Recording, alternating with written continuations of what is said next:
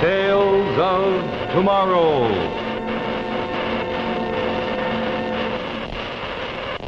Presented by Maslin, Beauty Blend Broadlook. Tonight's Tale of Tomorrow, Red Dust, starring Lex Barker, with Fred Stewart and Robert Patton. H. Maslin and Sons bring you Act One of Red Dust, starring Lex Barker.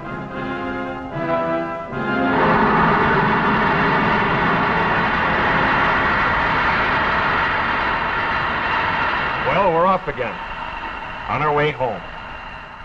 First man to reach Alpha Centauri. The first men to reach a solar system outside our own and live to tell it. Except the two of us we left buried back there under that red dust. Look, Charlie, before you start crying about Kelly and Schwartz, remember we've got a long way to go before we reach Earth. So save your tears till then. You may need them for yourself. That's being very realistic. I'll bet the doc's so wrapped up over what we found down there that he wouldn't care if we ever got back. On the contrary, I'm very anxious to get back. Alpha Centauri had a remarkable civilization, centuries in advance of ours. We'll benefit beyond measure from this accumulation of its knowledge we're bringing back. Makes us look like babes, huh? I'll never forget it. Those great, magnificent, shining cities. Yes, but no life. How weird. Completely deserted. Everything dead. Covered with that strange pink dust. They must have all died down there in some epidemic. And the dust just settled.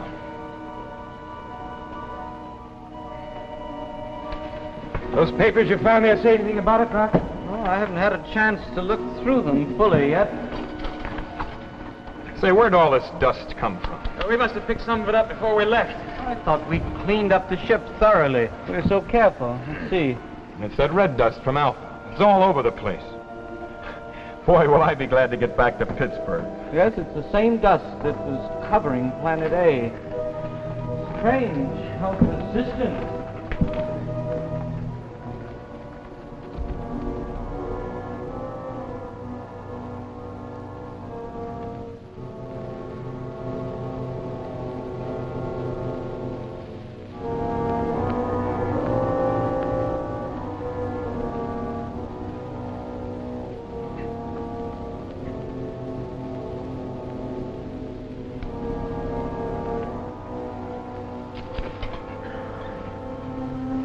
Hey, Kurt.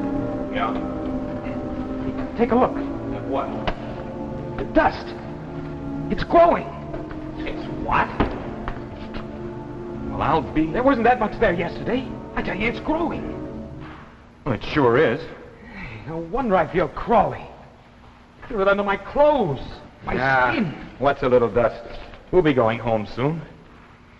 You're right, though. It is kind of crawly. It gets under your clothes. No wonder I've been itching. There's something alive about this dust. I don't like the way it grows. Well, forget about it. But we should have brought along as a housemaid. A pretty one.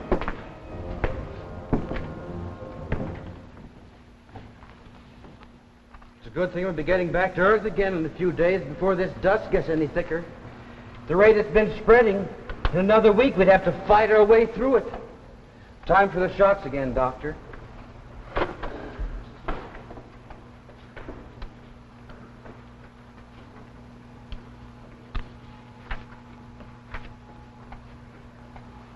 Good heavens. Was that the radiation shot? Sure. Have we all been getting them? Well, except Kelly and Schwartz, before we landed on Alpha Centauri, they claimed they were allergic. They got reactions. They didn't think they needed them. That cost them their lives. What? But we checked before we landed. There was no radiation on Alpha. The radiation is there. On my finger. The dust? Dust. But I thought that they caught something that we didn't. That we were immune to somehow. Oh, it couldn't be the dust. Well, the ship's full of it. Our skin, our clothes. Then why did we survive? The radiation shots? Apparently.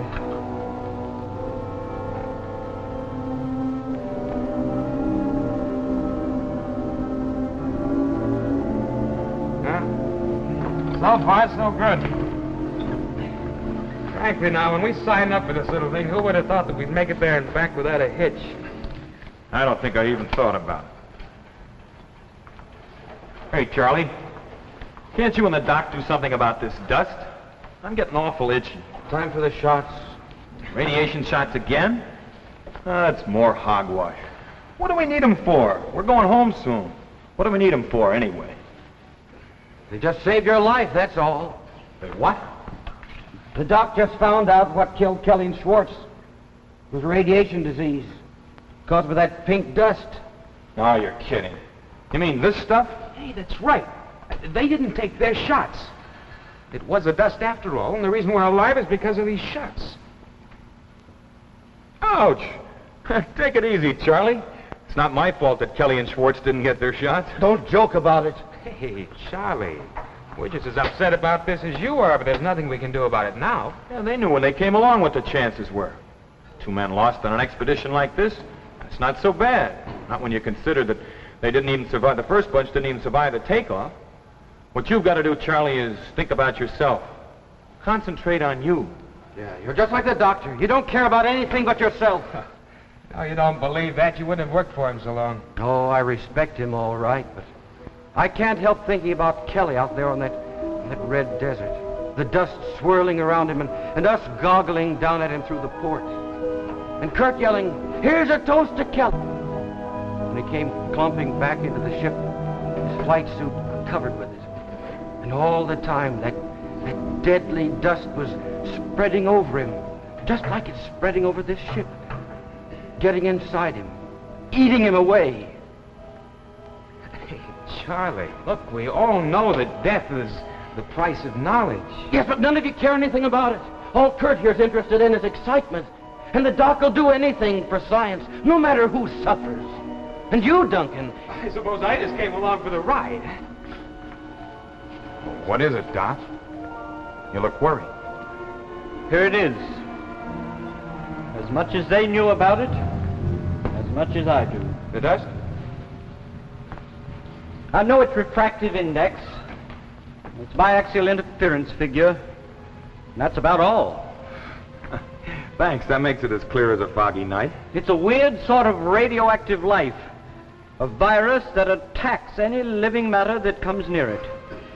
Radiation, huh? Well, then we're safe. No, I'm afraid not. Our shots just slowed it down. Slowed it down? You mean then... Just temporarily. But they can't stop it. Then we've got it too, like Kelly and Schwartz. Have we, Doc? Have we? Yes. And once it gets going, there's no stopping it. They found that out on Alpha Centauri. These little specks are alive and deadly. Yeah, but Doc, if the shots slowed it down... The shots only take care of the radioactivity, but once that dust gets anywhere near you, its penetrating power is amazing. Its tiny crystals settle in every cell of your body and begin to grow and radiate. Blocking off the radioactivity only seems to prevent quick death. It seems to have no effect at all on the growth of the crystals. And once they come anywhere near a vital organ... How long have we got? By attacking the radiation, slowing it down, perhaps 10 or at best 15 years. 10 years? 10 years to die in? But we can't let that happen. You've got to do something. There's nothing I can do, Charlie, not even for myself. But to die like that, waiting for... Charlie, snap out of it. That dust searing the life out of us. Charlie, it's just another medical problem for the doc and the boys at Science Center to figure out. They've got 10 years to do it in a breeze. They didn't come up with an answer on Alpha Centauri, did they? You're gonna die, Kurt. Big, brave Kurt. You're just like all the rest of us. You tried to prove all the time that you're better, but you're gonna die. Kurt, stop it. Just he's hysterical. Well, he had it coming to him. Charlie, you're just tired. Get some rest.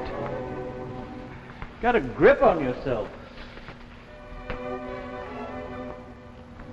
Well, that's the way it's going to be. What this needs is a drink.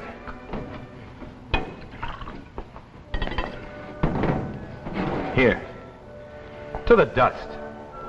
Ashes to ashes, dust to dust. Red dust.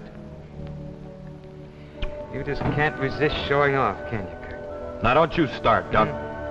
Not starting anything, but I'm not afraid to admit that I'm just plain scared.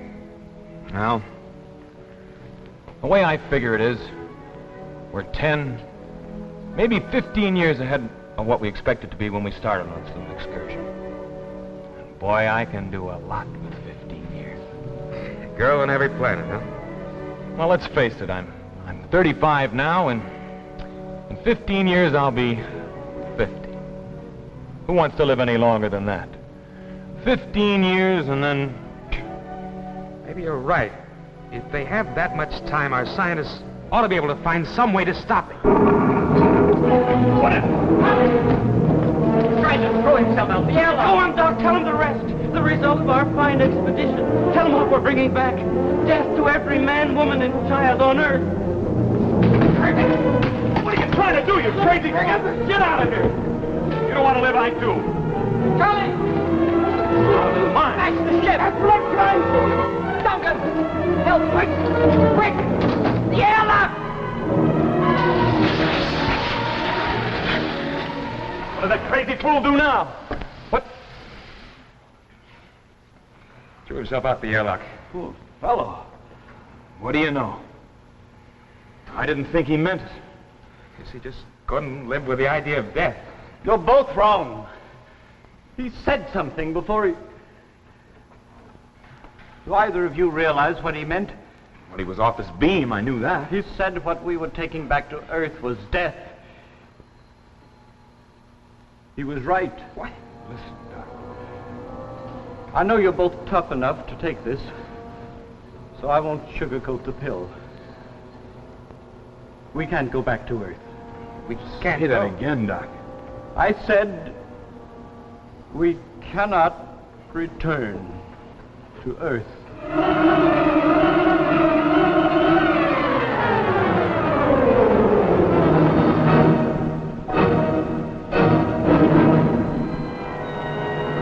Red Dust, starring Lex Barker. Look, Doc, start at the beginning and go back. Why can't we return? That should be obvious, Kurt. Kelly, Schwartz, Charlie, Duncan, you, even the doctor. If we landed, do you think the red dust would stop with us? We'd contaminate everything we even came near. And then it would spread outward until there was nothing but one great, sterile, pink desert stretching from pole to pole. When we get back home, they'll get rid of those red bugs in no time. The system of Alpha Centauri had scientists working with advanced techniques we can't even begin to understand, and they couldn't get rid of the dust. No. One boneyard in the galaxy is enough, Kurt. Well, what do you want us to do? Hang a bell out in front of the ship and go wandering around through space, jangling it, yelling unclean? Not quite. When we reach radio contact point, we'll be able to transmit all the valuable information and knowledge we've gathered. Once we've done that, our mission will be accomplished. Then the only thing left to do will be put the overcharge on emergency power, throw the converters out of phase, and then wait for them to explode. One quick, clean sunburst. Now, I'm sorry, Doc, but I don't agree with you. I don't believe in suicide for any reason, yours or Charlie's, and that's what this amounts to. It's not the same thing. Well, it is to me. Look, Doc, you and me were both a lot alike. We know what we want, to do things. Not the same things, maybe, but once we make up our minds, we do it. I've made up my mind. This ship is not going back to Earth. Give me a minute, Doc. I don't think you thought this thing through. You're a scientist. You know the answer to everything. What are you driving at? Well, as a scientist, you know it's only a matter of time before somebody comes up with the answer to this red bug thing. Someday, somebody's going to come up with an answer. Don't you want to be the one? Yes, but even on Alpha... Well, so they didn't solve it on Alpha. Maybe they were just on the verge. Maybe what they already knew, and just a little more research would have done the trick. Don't underestimate yourself, Doc, or the boys at Science Center. I would like to find the secret of that red dust. Well, you're a scientist, Doc. You face problems. You don't commit suicide in order to avoid them. Maybe you're right, Kurt. Maybe you're right. Let me think about it.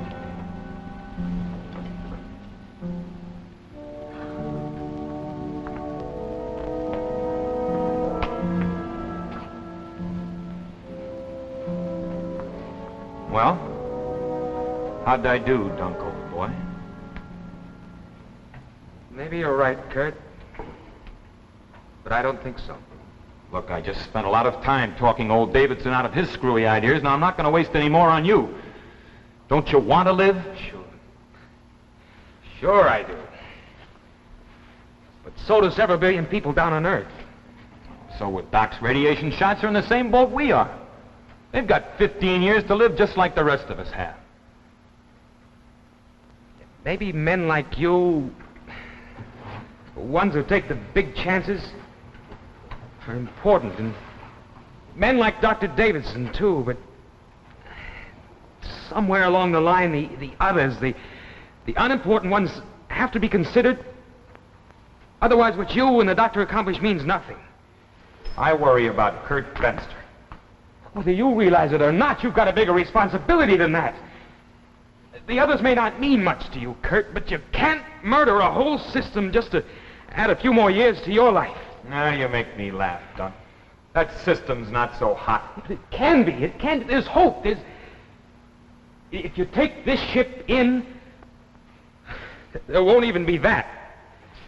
You kill me, Dunk. Here I thought you were so calm, cool. Why, just look at you when you get all worked up. Maybe the doctor will listen to me. I gotta talk some sense into one of you. Hold it, Dunk. Get over there and sit down. What do you think you're doing, Kurt? You can't scare a man who's already slated to die. Yes, but I can scare a man who doesn't want this ship to get back to Earth. Now sit down. What is this? We're just having a little discussion, Dunk and I. Put your gun away, Kurt. I heard your discussion. Yeah, what'll it be? Kurt, you said you thought we were very much alike in some ways. Well, you're right. You lose, Dunk, old boy.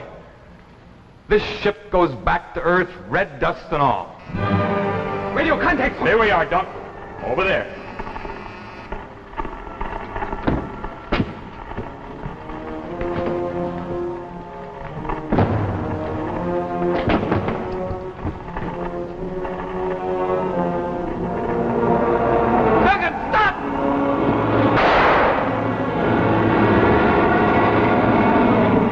I didn't mean it. I just had to stop you from destroying the ship. Radio contact point L7 calling spaceship Meridian. Radio contact point L7 calling Meridian.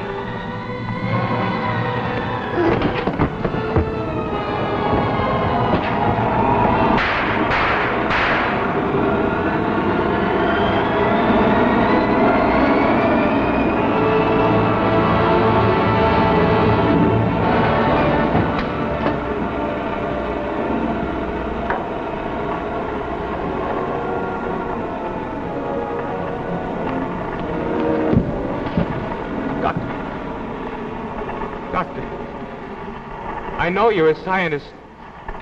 You mustn't take the Meridian back to Earth. Give them a chance. Radio point 7 calling spaceship Meridian. Radio contact point L7 calling Meridian.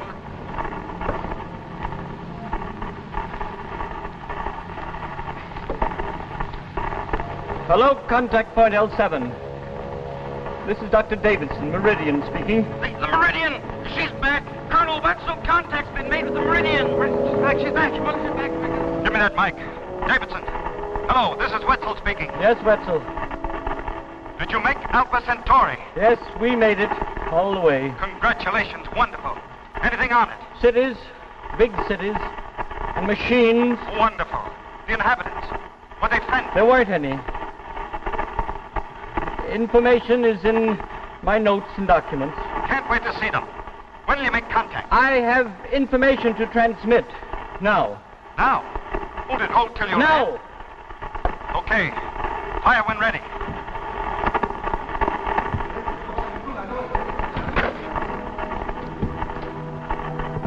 Ready. July 23rd. Landing on Alpha Centauri was made on a low plateau. Longitude 37 degrees 28 minutes, latitude 49 degrees 54 minutes, as reckoned on the Van Dusen astronomical projection. An analysis of the atmosphere revealed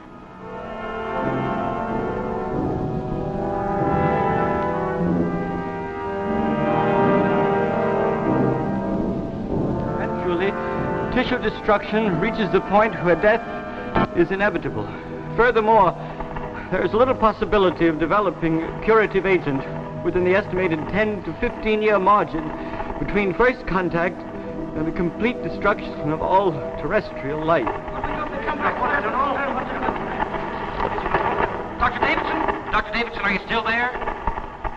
Yes, I'm still here. That is the sum of our information. I'm sorry that we will not be there to see the results of this expedition, but a scientist is also a member of the human race, with responsibilities toward others, which he does not always realize until they are pointed out to him. Davidson, Dr. Davidson, where are you? What's happening?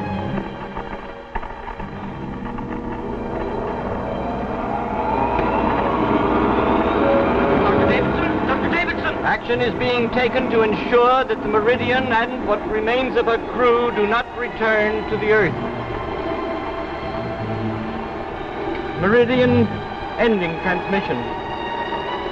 Approximate location, 7th lunar section. Estimated time of arrival, not given.